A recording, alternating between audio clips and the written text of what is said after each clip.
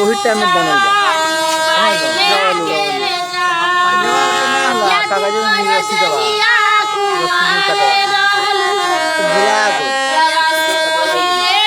mobile number याद बा जे कौन मोबाइल नंबर दिया है मोबाइलवा साला पैखाना में हम गनी अरे नंबर याद बा नंबर याद अब नया से बनाए तो कैसे बने तो जब अथी होई तब लॉगिन करला कर जाके वही जे लॉक कर जाता कोनो सिस्टम बा सिस्टम बा एगो नागरा में लड़का नागरा में लड़का बा अरे उ तो हमनी के बेचारी कैसे बनी बनी बनी रोका पूछत नहीं एगो बच्ची बैठती अपना अथी में ब्लॉक में बहन के बेटी के बात बा हम तोरा के दे दे चाहे 50-100 लेबे तो दे दे कैसे के पता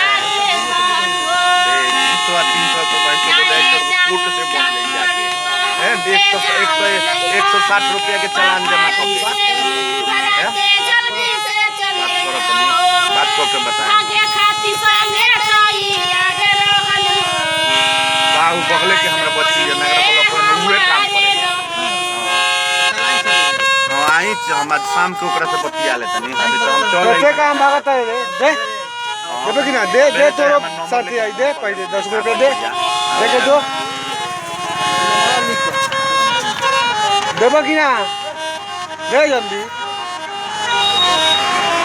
दे ले आके दे पहले लगे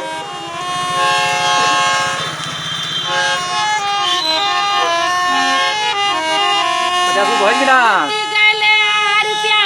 होइए नु जाई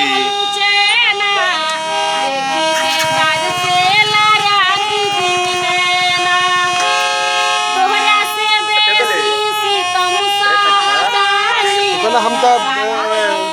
सोशल मीडिया पर डालता नहीं और प्रचार हुई इनको देबे ना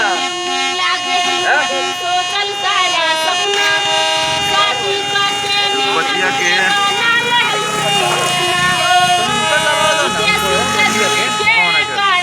लड़की है